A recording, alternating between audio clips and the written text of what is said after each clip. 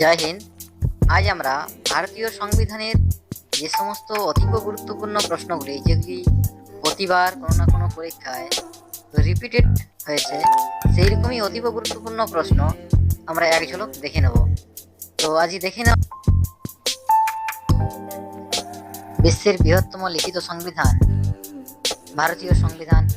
40 নম্বর ভারতীয় সংবিধান রচনা করতে সময় লেগেছে মোট 2 বছর 11 মাস 17 দিন।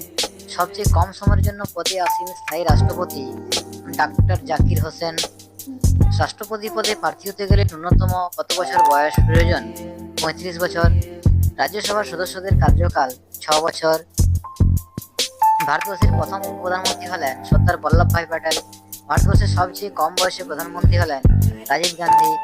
সিএজির পুরো নাম হলো কম্পিউটারাল অ্যান্ড অডিটর জেনারেল।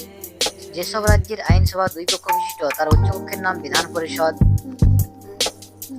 সংবিধানের 10তম তফসিলে বর্ণিত দলত্যাগ বিরোধী ব্যবস্থা অনুসারে স্পিকার লোকসভার কোনো সদস্যের সদস্যপদ বাতিল করতে পারেন। সংসদের উভয় কক্ষে অ্যাটর্নি জেনারেল তার বক্তব্য পেশ করতে পারেন।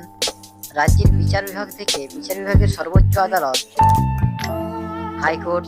রাজ্যের বিচার বিভাগের সর্বোচ্চ আদালত হলো হাইকোর্ট। নীতি আয়োগের পুরো কথাটি হলো national institute for transforming India, NITI, নীতি আয়োগ।